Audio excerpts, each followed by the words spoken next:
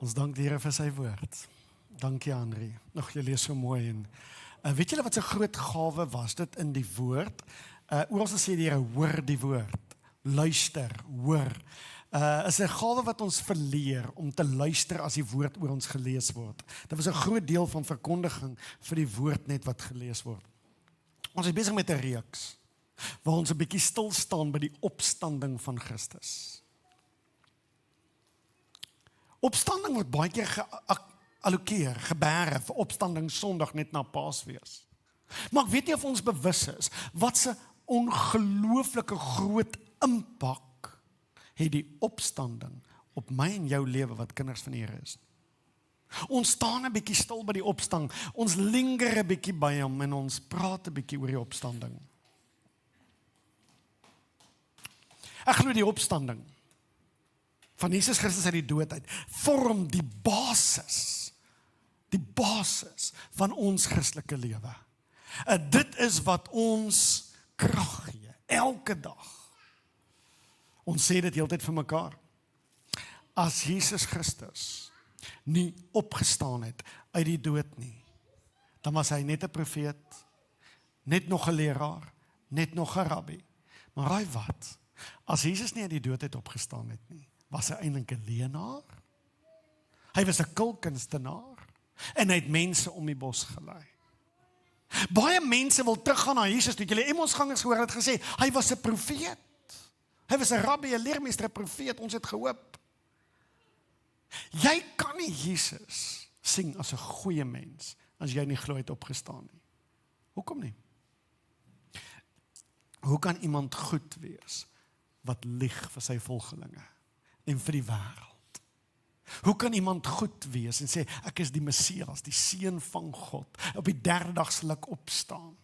En hy lei mense op 'n dwaalspoor. Jy kan nie goeie vrug en slegte vrug uit dieselfde boom uit kry nie. So, ons word gekonfronteer met Christus. Of jy glo hy het opgestaan, of hy's 'n bedrieger en 'n leenaar.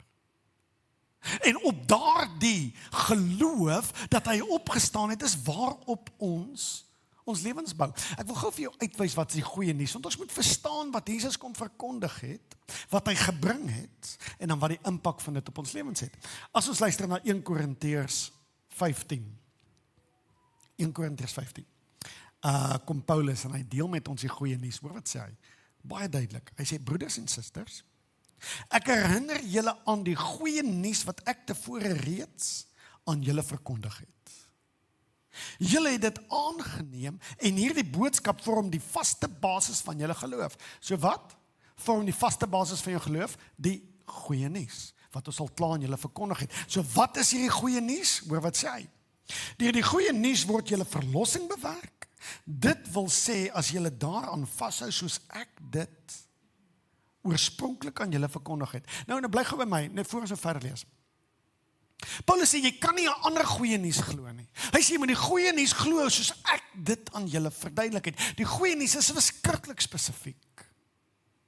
Weet julle hoe min mense weet wat die goeie nuus is? The gospel, the good news, die evangelie. As jy nie 'n begrip het as kind van die Here, wat is die evangelie nie, wat is die gospel nie, wat is die goeie nuus nie? En as jy nie 'n akkurate duidelike, dis 'n baie maklike ding om te verstaan en te weet. En Paulus verduidelik vir ons wat is die goeie nuus. Hoor wat sê hy? Kom ons kyk sommer daar, né? Hy sê, die kern van die boodskap wat destyds aan julle gegee is, in die skrif staan, dan sê hy, wat sê hy? En wat ek en wat ek weer van hulle voor my ontvang het. Wat is die goeie nuus?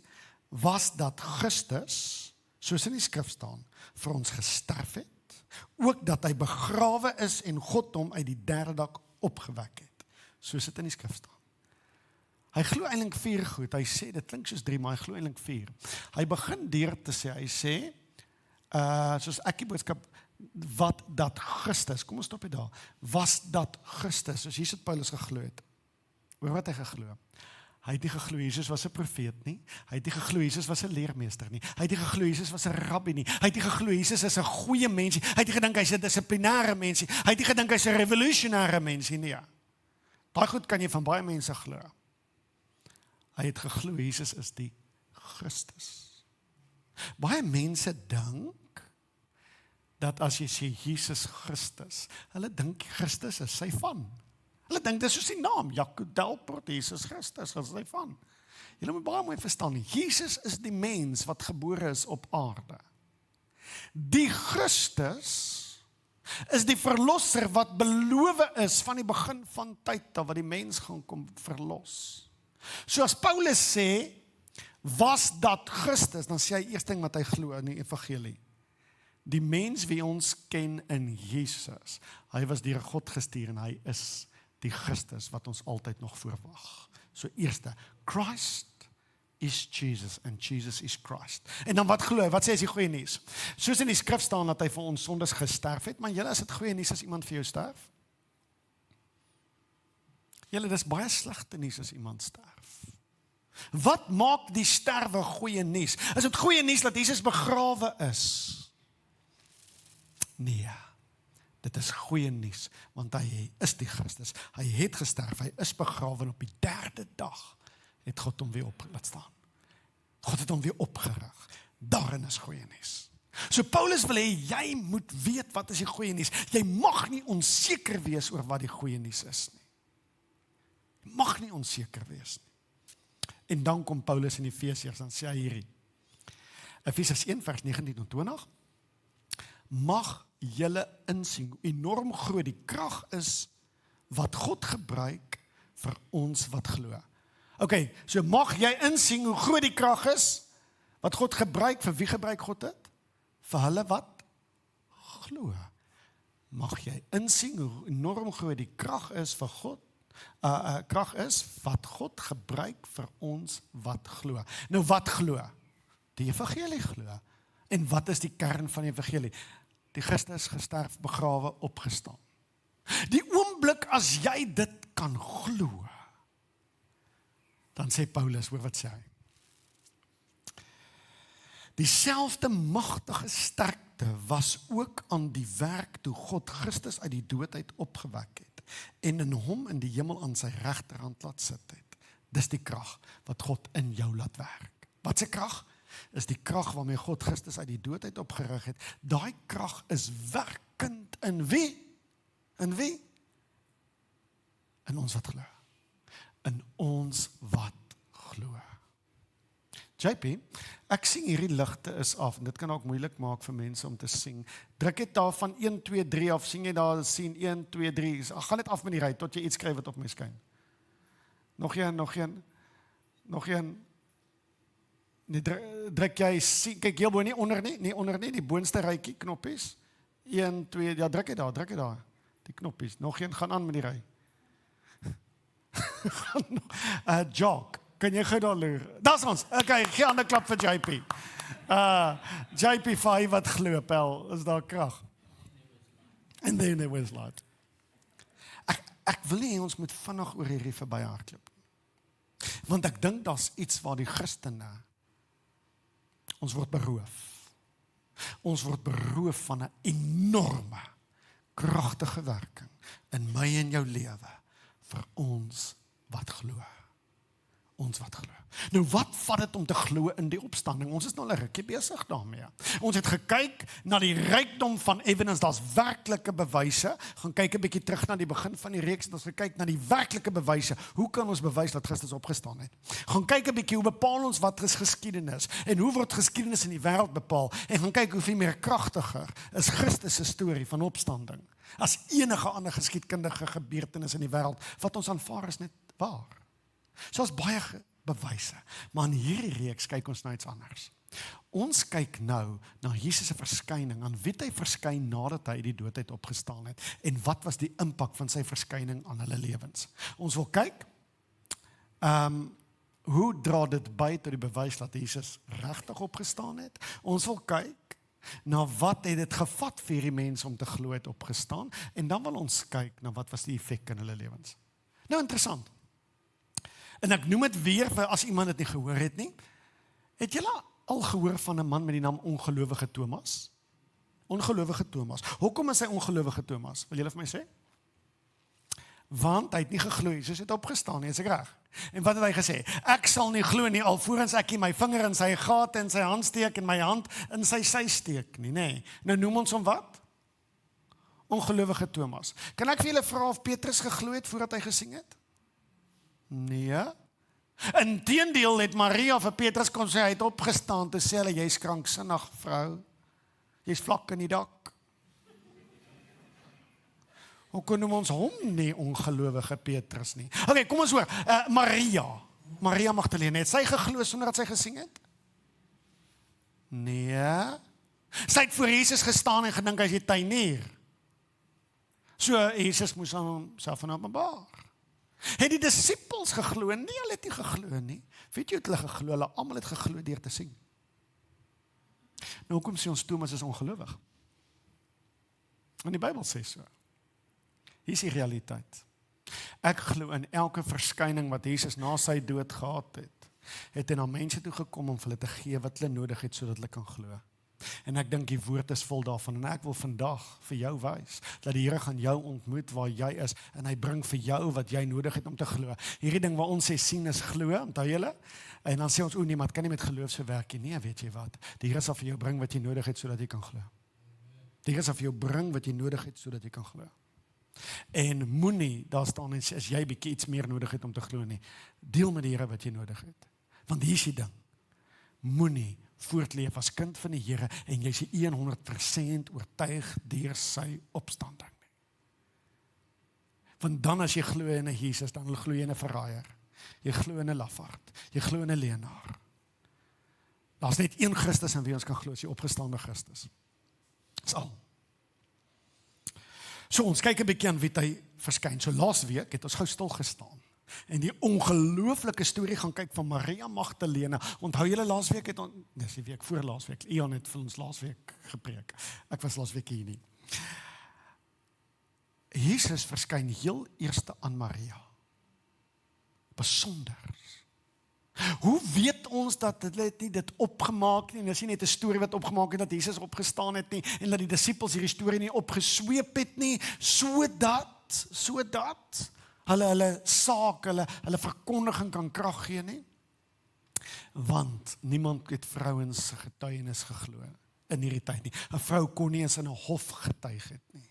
So as Petrus, of in hierdie geval is dit Matteus, Markus, Lukas, Johannes, die evangelies neerskryf, sou hulle nooit gedink het as hulle hierdie ding moes krag gee. Om gesê het 'n vrou het Jesus het eers aan 'n vrou verskyn nie. Nee, hoekom sal dit nie doen nie? Want hulle weet niemand gaan dit glo nie.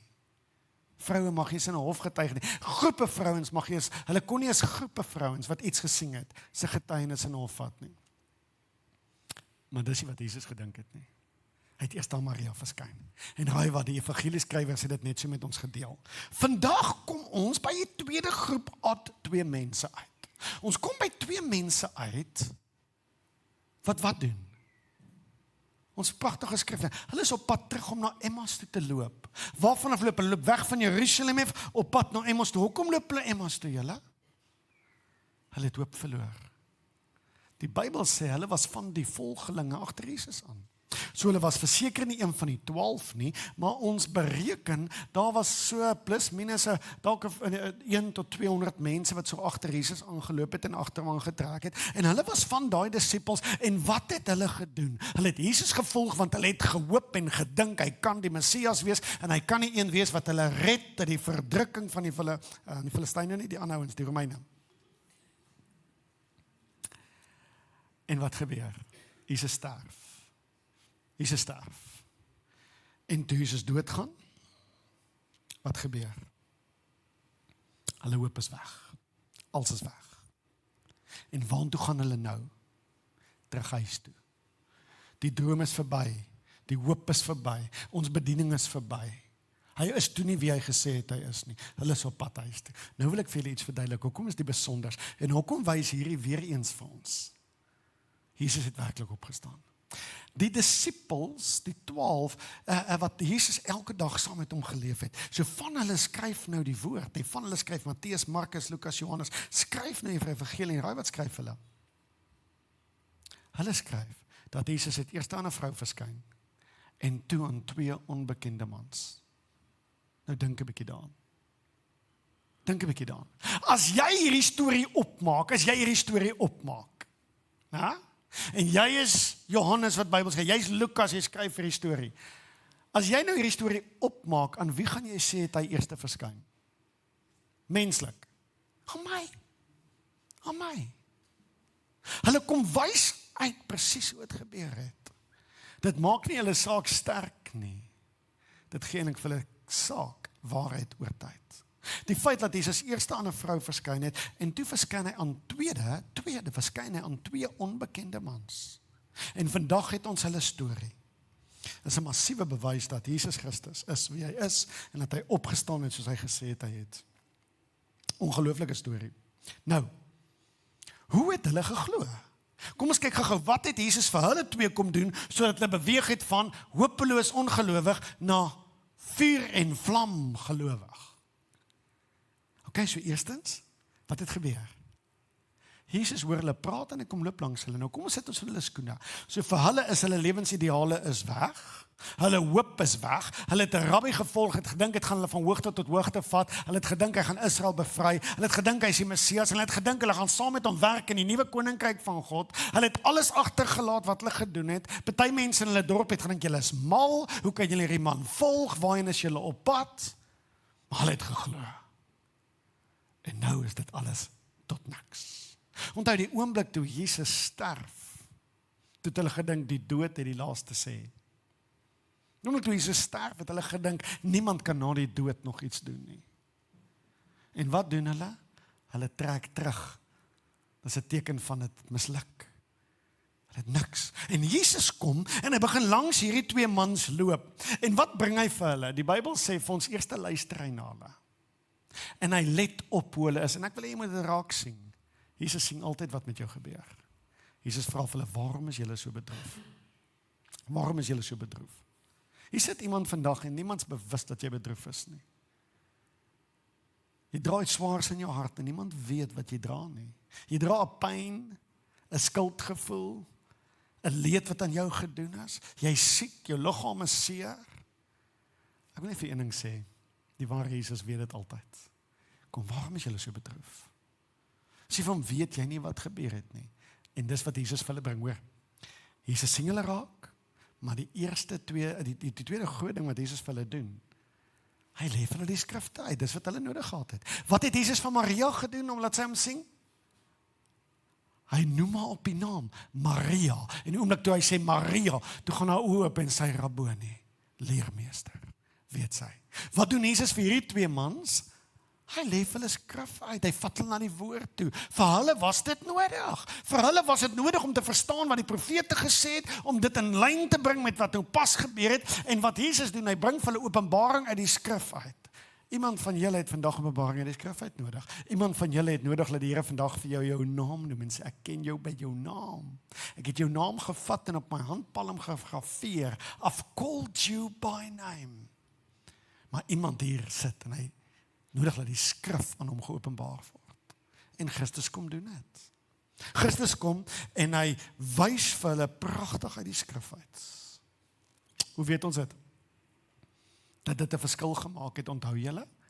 Toe hulle aan die tafel sit, toe sê hulle, hoe het ons harte nie begin brand toe Jesus die skrifte vir ons oopmaak nie, sê hulle. Jesus kan 'n dooie hart weer lewendig kry. Hy bring vir jou wat jy nodig het. En toe, wat is die tweede ding wat gemaak het dat hulle oë oopgaan? Die tweede groot ding wat gemaak het dat hulle oë oopgaan? Massiewe ding. Hy het nie gebid nie, hy het nie iets geesteliks gedoen nie, raai wat hy gedoen? Hy het saam met hulle geëet. Toe Jesus dank en hy die brood breek om te eet aan tafel. Dit was nie nagmaal nie, dit was ete. Was ete. Het jy nodig dat Jesus saam met jou moet kom eet? Het jy nodig dat Jesus aan tafel by jou kom sit? Het jy nodig dat Jesus pens en potjie saam met jou in die bed kom sit? Daar waar jy sit en jy gedink jy gaan nooit weer jou voet uit hierdie bed uit sit nie? Het jy nodig dat Jesus Christus saam met jou in die hospitaalkamer instap? Het jy nodig dat Jesus saam met jou buite op die see visvang? Wat het jy nodig? Wat het jy nodig? Jy sien, ons het beperking en hierdie manne se idee van wat hulle nodig gehad het.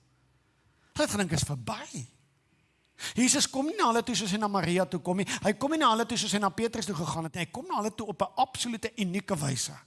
En die manier hoe hy hulle benader is presies wat hulle nodig gehad het daai dag. Presies wat hulle nodig gehad het daai dag. Weet jy hoe kom Jesus na hulle toe?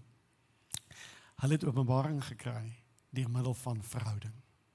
Jesus kom sit en hy breek brood saam met hulle en toe hy die brood breek, toe gaan hulle oë oop en hulle besef werklik hy het opgestaan. Werklik hy het opgestaan. Ek wonder, wat het jy vandag nodig? Wonder wat moet Jesus vandag vir jou doen? En hy wil dit vir jou so graag doen. Ek wonder of jy weet, wat sal die ding wees, wat maak dat jou geloof na 'n dieper dimensie toe gaan. Ek wil vir julle gou een interessantheid uitwys en ons is amper klaar. Omdat ons nou so stadig deur die opstanding stap, en ons kyk intens na dit wat met Jesus gebeur, het ek 2 goed opgelet, al 2 keer en 'n derde keer het ek dit gesien verder in die skrif.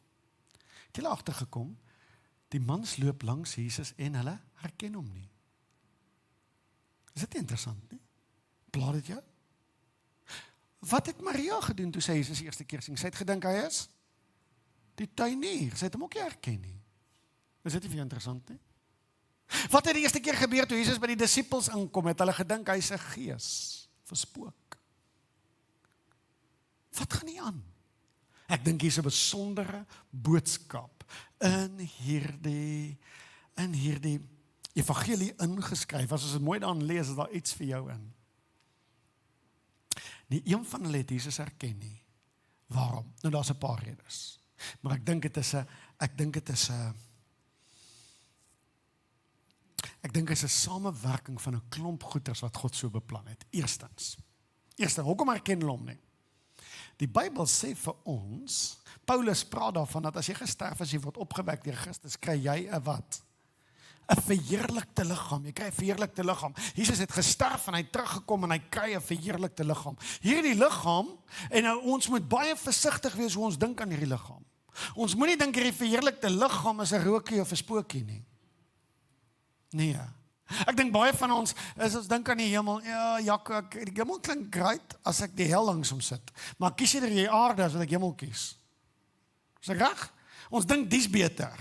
Want ons wil nie 'n gees wees, net 'n walmpie ergens wees nie. Nee, 'n verheerlikte liggaam is nie iets nie fisies nie. Jesus bewys dit. Hy kon eet saam met hulle. Hy het vis gebraai vir hulle op die strand na hy opgestaan het. Maar dit was 'n verheerlikte liggaam. Hy kon 'n oomblik verskyn, hy kon verdwyn, hy kon aan die kant van 'n geslote deur, die kant wees of die kant wees. Maar hy wat? Thomas kon aan sy lyf vat. So moenie dink 'n verheerlikte liggaam is 'n spookie nie. Dis 'n liggaam wat geen beperking het nie. Dis 'n liggaam wat vrygemaak is van leed en skeet. Dis 'n liggaam wat verheerlik is en deur God nuut gemaak is. En daar was iets in dit wat hulle gegooi het. Hulle het dit nie verwag nie. Okay, so 'n verheerlikte liggaam is iets wat God nuut gemaak het en iets pragtigs wat hy gedoen het. Maar daar's 'n tweede rede wat ons dink hoekom hulle God nie kon herken nie. En die tweede rede is, ons het hierdie konsep van, het jy al vir iemand 'n grappie vertel, dan hou jy die punchline vir aan die einde, want jy weet aan die einde op die regte tyd, as daai punchline gereveal word, gaan die krag en die impak van dit sterk wees. Daai julle. Jy wil vir iemand 'n verrassing gee, dan hou jy dit uit tot op die einde, voor jy vir hulle reveal wat jy wil wys vir hulle. En dan is die impak groot. Ons dink op 'n manier het God ook hulle oë verdoof. Hulle kon nie alles sien wat hulle moes sien nie. God wou op 'n unieke manier, wanneer dit vir hulle gaan reg wees, openbaar dat Christus lewe. Weet jy dat God wil dit vir jou ook doen? God wil vir jou ook wys, maar hy wil hê jy moet op die regte tyd sien. Wie van julle wil weet wat môre gaan gebeur in jou lewe? Wie wil weet wanneer gaan die Here dit doen of dit doen in jou lewe? Die Here hou seker goeders terug, want hy wil dit vir jou reveal op die regte tyd. En die Bybel sê dat hulle oë was weerhou om te sien. Maar dan is daar 'n derde ding wat ek dink 'n baie groot impak gehad het in hulle lewens. En ek dink dit het 'n groot impak in my en jou lewe ook. Ons sien partykeer net wat ons kan sien in 'n sekere tyd. Hierdie mense kon nie 'n opgestaande Christus sing nie, want waarom? Dit pas nie in die framework nie. Dit pas nie in hulle wêreldsbeeld nie. Dit pas nie in hulle denkpatroon nie. Vir hulle het die dood die laaste sê. As dood toegeslaan het, is dit klaar, dan moet ons aanbeweeg met ons lewens. Niks kan na die dood wees nie. Jesus se verskyning aan hulle pas nie by hulle framework nie. Hulle het geen kapasiteit om dit te sien nie. En daarom sien jy nie wat reg vir jou is nie. Tweedens, hulle pyn, hulle hartseer. Dink aan Maria. Sy het daar buite die vrag gestaan en sy het geween. En Jesus kom by haar: vrou, waarom is jy so hartseer? Sy het geween. Partykeer is ons so hartseer, ons pyn is so groot, ons seer is so verskriklik, dat ons kan nie die blessing en die seën sien wat reg voor ons staan nie. En weet jy wat sit partykeer maar eindink? Ek het 'n idee hoe die wêreld funksioneer, en God pas nou nie in daai idee nie. My idee sal ek eerder daarvan hou. Jesus, kom doen dit eerder soos ek daarvan hou. Kom pas in my prentjie in. Is dit oukei as die Here vandag homself in jou reveal buitekant die prentjie wat jy gehad het? Is dit oukei dat God buitekant jou mindset en jou frame of thinking kan beweeg? Kan hy iets groters doen as wat jy dink moontlik is? Kan hy? Ek dink ons word beroof. Want ons is vasgevang in ons denkwyse. Paulus sê, vernuwe die manier hoe jy dink. Vernuwe dit. Christus moes hulle oë oopmaak en hy moes hulle op 'n besondere wyse wys. Maar dan dink ek, daar's nog 'n ding. Hoekom het hulle my gesien nie? Want hulle moes aan hulle openbaring kom. Nou luister, dis interessant. Ek dink enige iemand kan glo Christus het opgestaan. Voordat Christus dit aan jou openbaar nie. Dit sal vir jou 'n konsep wees, dit sal vir jou 'n teologiese stelling wees, dit sal vir jou leerstellings wees, maar dit raak lewendig en dit raak kragtig wanneer Jesus Christus dit aan jou openbaar. Aan jou openbaar. En weet jy hoe doen hy dit? Dit is ongelooflik. Maria kom hy by haar. Vrou, waarom huil jy? Hulle het my leermeester gesê, sy Maria. Hy noem haar op haar naam. Toe hy haar naam noem, dis daar relationship. God kom openbaar homself aan jou deur verhouding. Deur verhouding. Baie van julle hoor my woorde en julle glo 'n bietjie dieper omdat julle hoor dat Jaco glo in die opgestaande Christus. Maar ek is eerder opgewonde oor daai dag en tyd waar jy een oggend sit en jy kyk die son wat oor die see opkom en iets in jou hart skuif en jy weet, die Here het nou net aan my geopenbaar, hy is lewendig. Almal van julle het so getuienis. En as jy nog nie daai getuienis het nie, hou aan, verlang daarna, want God wil dit vir jou bring. Vir hierdie twee manne, God kom loop saam met hom, hy kuier met hom, en hy gaan sit by die tafel, en uit verhouding, uit eet hy met hulle. En die openbaring kom, Christus het opgestaan. Christus het opgestaan. Ongelooflik. En dit bring my by my laaste punt. Hulle het nie Christus gesien nie, want hulle het Christus onthou hoe hy was. Maar nou mooi, jy kan nie meer glo, onthou julle wat hulle gesê het, hierdie leermeester, hy was 'n profeet, hy was 'n rabbi, ons het gehoop hy is. Hulle moet hom nou ken, nie as 'n profeet nie, ook as 'n rabbi nie, hulle moet hom nou ken, as die Christus, die seun van God, die opgestaande. Die vorige een het hulle geken op 'n fisiese manier, nou moet hulle Christus ken, wat baie groot is as fisies. Hulle moet hom nou leer ken in gees, in waarheid. Hulle moet hom ken deur geloof. Hou jy nog vas aan die Christus van die Kinderbybel? Hou jy nog vas aan die Christus wat waar was, wat die visies en die broodjies gemaak het? Hou jy nog aan die historiese Christus vas? Of hou jy aan die nuwe Christus vas? Die Christus wat opgestaan het, verheerlik deur God opgerig is. Wat saam met God regeer en bestuur en aan die regterhand van God sit. En ja, dit is wie hy is, en sy getuienis en sy hart is nog dieselfde, maar Christus is meer as die een wat net saam met 12 kon kuier. Christus is nou die een wat in elke een se hart sit. Hy kan by baie meer uitkom as hy 12. Christus is die een wat in ons hart leef, in jou en my hart praat, elke dag. Christus is die een wat in beheer is en wat die wêreld in die palm van sy hand hou. Hy is die een wat die tyd aftel vir sy wederkoms. En hy is die een wat die res van sy lewe met jou gespandeer. Baie keer hou ons vas aan die vorige weergawe van iemand wat ons het, en iemand gaan deur 'n verandering of iemand gaan deur 'n change. En ons het amper nie kapasiteit om my mens weer te sien nie. Wil jy nie jou hart oopmaak vir Christus en hom aan jou te openbaar soos hy vandag is nie? Hy's baie groter as wat hy was. Hy dood oorwin. En sy Bybel sê, en die Vader het hom geplaas op die verhewe posisie oor alles. Toe hy op aarde was hy 'n rabbi, en hy was onderdanig aan 'n keiser, en 'n koning, en 'n goewerneur, want hy het reg oor sy lewe gespreek. Hy kon net beweeg en gaan waar mense hom toelaat, na sy opstanding. Niks kan hom stop nie.